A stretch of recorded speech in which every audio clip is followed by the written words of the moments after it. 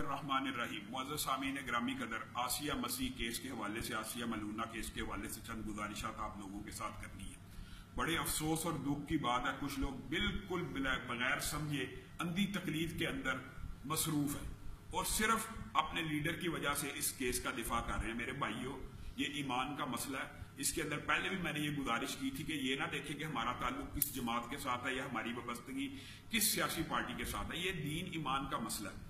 مجھے ایک بات بتلائیے کہ آسیہ مسیح کیس کے اندر جو فیصلہ آیا ہے اس کے اندر بھی بہت زیادہ سکم موجود ہیں، اور یہ بات کہنا کہ عدالت کے فیصلے کے اوپر کوئی بندہ تنقید نہیں کر سکتا یا اس کے کمزور پہلوؤں کو اجاگر نہیں کر سکتا، یہ بذات خود ایک بڑی سطحی اور irrelevant بات ہے. آپ مجھے بتائیں پورے کیس کے اندر کیا کوئی یہ بات ثابت ہوئی ہے کہ جن لوگوں نے اس جرم کی خبر دی ہے ریاست کو، ان کا کوئی اس عورت کے ساتھ ذاتی ریفٹ تھا، ذاتی رنجش تھی؟ آج تک یہی بات ثابت نہیں ہو سکی. باقی کیسوں کے اندر یہ بات کی جاتی ہے کہ ذاتی رنجش ہوتی ہے اور جس کی وجہ ہے توہین رسالت کا الزام لگایا جاتا ہے. اس کیس میں تو ایسا ہے ہی نہیں سرے سے. اور دوسری بات یہ ہے کہ یہ جو واقعہ ہے ساری دنیا کو پتا ہے کہ یہ لوگ کتنے پرامن لوگ تھے. انہوں نے ایک اجتماع کے اندر اس اجتماع میں اقرار ہونے کے باوجود انہوں نے اس عورت کو ہاتھ تک نہیں لگایا. معزز جج صاحب نے، جن کو اس بینچ کا حصہ ہونا ہی نہیں تھا چاہیے. کیوں نہیں تھا ہونا چاہیے؟ اس لیے کہ آپ وہ جج ہیں جنہوں نے ممتاز قادری کی شہادت کا فیصلہ دیا ہے. اگر آپ یہ فیصلہ آسیہ ملعونہ کے خلاف کرتے تو آپ کا صاحب کا فیصلہ بھی متاثر ہوتا تھا. یہ تو کہتے ہیں کنفلکٹ آف انٹرسٹ. جب مفادات کا آپس میں تضاد آ جائے تو ایسے جج کو تو بینچ میں بیٹھنا ہی نہیں چاہیے. ایسا جج کیسے جانبدار ہو سکتا ہے؟ آپ خود بتلائیے کہ جو ممتاز قادری کی شہادت کو جسٹیفائی کر رہا ہے اور اس کو سزائے موت سنا رہا ہے، وہ آسیہ ملعونہ کو بھی اگر سزائے موت سناتا تو اس کا تو پچھلا فیصلہ سارے کا سارا کالعدم ہو جاتا. میں بڑے مختصر سا وقت ہے اس کے اندر آپ کو تھوڑا سا یہ کیس سمجھانا چاہتا ہوں کہ یہ جو کیس ہے پرویز مشرف کے دور کے اندر ایک لا پاس ہوا تھا کہ ایس پی رینک کا بندہ تفتیش کرے گا.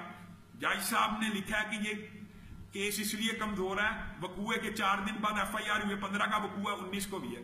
اللہ کا خوف کرنا چاہیے، اللہ سے ڈرنا چاہیے.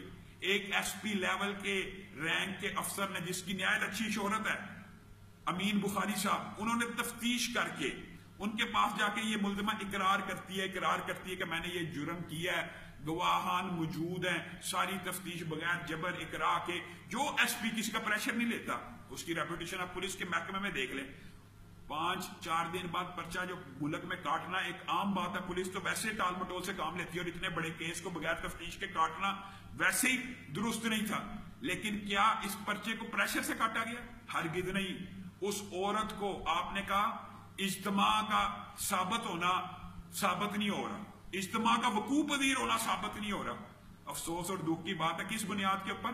یہ ایک گواہ نے کہا 100 بندہ ہے، ایک گواہ نے کہا 200 بندہ ہے، ایک گواہ نے کہا اتنا بندہ ہے. کسی بھی اجتماع کے بارے میں 3 مختلف آدمیوں سے رائے لے لیں، تینوں کا یہ نظریہ فرق ہوگا. کوئی کہے گا 200 ہے، کوئی کہے گا 300 ہے. یہ کیا اس بات کے اوپر سے آپ نے اجتماع کا عدم وقوع ہونا ثابت کرنے کی کوشش کیا اور پھر خود اپنے فیصلے میں تضاد یہ ہے کہ اجتماع کے پریشر کی وجہ سے اس نے اقرار کیا.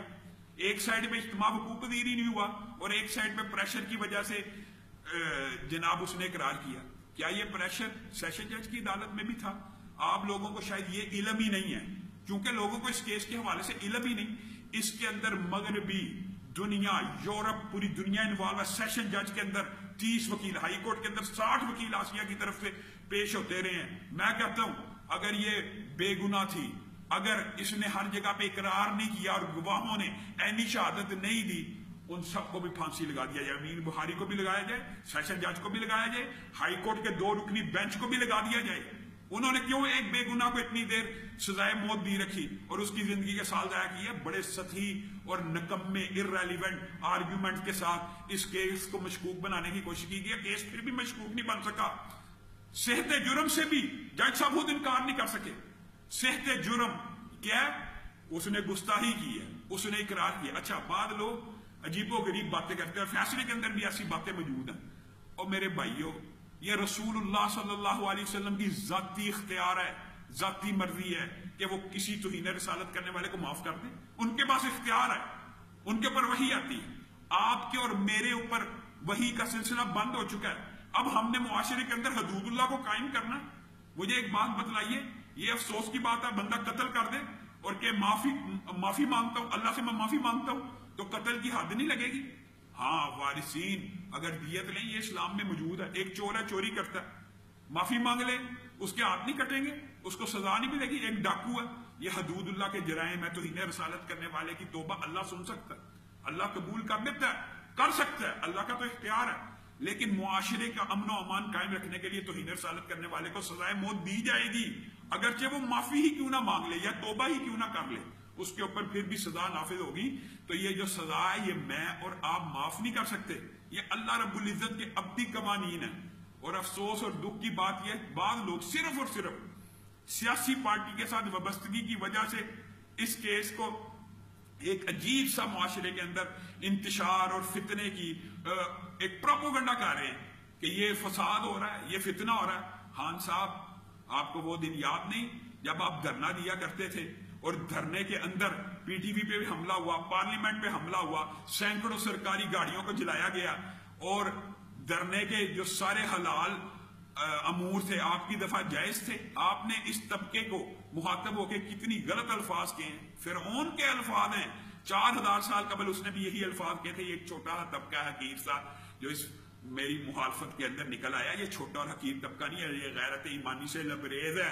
اور میری یہ بات یاد رکھیں، ہمارے مطالبات ویلڈ ہیں، جائز ہیں، قانونی ہیں، آئینی ہیں. ہر پاکستانی کا احتجاج کرنا آئینی حق ہے. آپ نے 5 سال اس حق کو سڑکوں کے اوپر، چوکوں چوراہوں کے اوپر منوایا، روڈ بند، گجرانوالہ بند، سیالکوٹ بند. جب آپ یہ بات کریں تب جائز ہے، اور جب دین کے لیے، رسول اللہ صلی اللہ علیہ وسلم کی عظمت کے لیے ہم یہ بات کریں، یہ غلط ہو جاتی ہے، یہ فساد ہو جاتا ہے، یہ فتنہ ہو جاتا ہے. تو انسان کو کبھی بھی منافقت کا مظاہرہ نہیں کرنا چاہیے. ہر دور میں اقتدار ہو تب بھی، اقتدار نہ بھی ہو تب بھی ایک ہی نظریہ ہونا چاہیے. آئینی قانونی حق ہے ہمارا احتجاج کرنا، اور ہمارے مطالبات کے ایک جانبدار جج کو علیحدہ کیا جائے. جانبداری ثابت ہے پہلے ہی کہ اس نے ممتاز قادری کی شہادت کا فیصلہ دیا، اس کو اس بینچ پہ بٹھانا اور پھر نظر ثانی کی اپیل حکومت نے کرنی ہے. حکومت مدعی ہے کہ اس کی حکومت نظر ثانی کی اپیل کرے اور ایسے بینچ کو تشکیل دے جس کے اوپر علماء کا اعتماد ہو. اور دوسری بات یہ ہے، آپ یہ الزام لگانا شروع کر دیتے ہیں کہ مولوی جلاؤ گراؤ سڑکیں املاک کا نقصان کرتے ہیں. اللہ کی قسم کسی عالم نے، کسی اسکالر نے، کسی دینی رہنما نے یہ نہیں کہا کہ لوگوں کی املاک کو جلایا جائے، موٹر سائیکلوں رکشوں کو جلایا جائے. ہم تو اس کی مذمت کرتے ہیں. اور ہادم رضوی صاحب کا بھی بیان آ چکا کہ یہ میں نہیں کہہ رہا، یہ شرارتی عناصر ہیں، یہ جان بوجھ کے اس تحریک کو سبوتاژ کرنے کے لیے اس طرح کے شرارتی عناصر ہوتے ہیں جو جان بوجھ کے آگ لگاتے ہیں. آپ نے اپنی تقریر میں کہا تھا کہ میں نے ایک گملہ نہیں توڑا، یہ سازشی عناصر ہیں جو یہ املاک کو نقصان پہنچا رہے ہیں. خود عارف الوی صاحب کراچی میں کھڑے ہو کے روڈیں بند کرنے کی کال دیں، آپ اسلام آباد چوک کے اندر کھڑے ہو کے احتجاج کی کال دیں، بند کر دو. پی ٹی وی آپ کی کالیں ریکارڈ ہیں، عارف الوی کے ساتھ گفتگو کہ یہ بند کر دینا، وہ بند کر دینا. وہ آپ کا آئینی جمہوری حق ہے. لیکن ہم اگر اسلام کے لیے نکلیں، احتجاج کریں، یہ ہمارا آئینی جمہوری حق نہیں ہے. ہم پرامن احتجاج کریں گے. کل صبح جمعے کے بعد انشاءاللہ صرف اہل حدیث مساجد اور مدارس کے بعد 3000 سے زیادہ مقامات کے اوپر احتجاج ہوگا. دیگر دیوبندی بھائی ہے، بریلوی بھائیوں کا احتجاج اس کے علاوہ ہوگا. اور ہم ان کے بھی مطالبات کی تائید کرتے ہیں. ہم گاڑیوں کے نظر آتش کرنا، رکشہ جلانا، اس طرح کی ہر بات کی ابھی مذمت کرتے ہیں. نہ ہم کریں گے، نہ ساری زندگی قانون ہاتھ میں لیا ہے، نہ انشاءاللہ ہمارا ارادہ ہے. لیکن میں ایک بات کہنا چاہتا ہوں، صرف ایک بات، کیا کہ اپنی بات کو ختم کرتا ہوں، بات لمبی ہو رہی ہے. آپ لوگ ہیں جو ایسے لوگ پیدا کرتے ہیں، آپ لوگ مجرم ہیں جو ایسے لوگ پیدا کرتے ہیں، قانون ہاتھ میں لیتے ہیں. یاد رکھیے، اللہ کی قسم اگر عدالتوں سے مجرموں کو ریلیف نہ ملے تو کبھی بھی کوئی بندہ قانون ہاتھ میں نہ لے. آپ لوگ مجرموں کو آزاد چھوڑتے ہیں، پھر لوگ قانون ہاتھ میں لیتے ہیں. ہم نے قانون ہاتھ میں لینے کی ہمیشہ حوصلہ شکنی کی ہے، ہمیشہ حوصلہ شکنی کی ہے. لیکن پھر بندے کے پاس آپشن کیا بچتا ہے کہ حلف کے اوپر، عینی شہادتوں کے اوپر، 3 قانونی پلیٹ فارمز کے اوپر ایک ملزم اپنی توہین کا اقرار کرے، گواہ دیں. اور یہ بات یاد رکھو، یہ دکھ اور افسوس کی بات ہے. یہ دیکھو، کوئی اور ہوتا، آپ نے مشال خان کا ذکر کیا، اور مشال خان تو عدالت میں پہنچا ہی نہیں. آپ یہی چاہتے ہیں کہ مشال خان والا معاملہ ہو. یہ امن پسند، قانون پسند لوگ تھے جنہوں نے قانونی جنگ لڑی ہے. آسیہ مسیح اجتماع کے اندر کھڑے ہو کے اقرار کر دیا، کسی نے تھپڑ نہیں لگایا، یہ قانونی جنگ لڑی ہے۔ اس قانونی جنگ کا آپ مسلمانوں کو یہ نتیجہ دینا چاہتے ہیں کہ آج کے بعد کوئی مسلمان قانونی جنگ لڑے ہی نا، کہ اس کو پتہ لگ جائے مغرب کا، یورپ کا آقاؤں کا حکم آ جائے اور آپ فیصلہ دے دیں۔ یہ افسوس اور دکھ کی بات ہے۔ اور جو یورپی پارلیمنٹ نے، مغرب کی پارلیمنٹس نے، گیرڈ ولڈرز نے جس طرح کی ٹویٹس کی ہیں، وہ خوشیاں منا رہے ہیں۔ مسلمان اس بات کے اوپر رو رہے ہیں، اور پی ٹی آئی کے اندر بھی میں یقین رکھتا ہوں 50% لوگ ایسے ہیں جو اس فیصلے کے خلاف ہیں۔ اللہ رب العزت ہم سب کو حرمت رسول کے لیے کٹ مرنے کا حوصلہ دے۔ انشاءاللہ کل وطن عزیز کے اندر پرامن احتجاج ہوں گے، اور انشاءاللہ جب تک ہمارے مطالبات نہیں مانے جائیں گے ہم اپنے گھروں میں نہیں جائیں گے۔ وآخر دعوانا ان الحمدللہ رب العالمین۔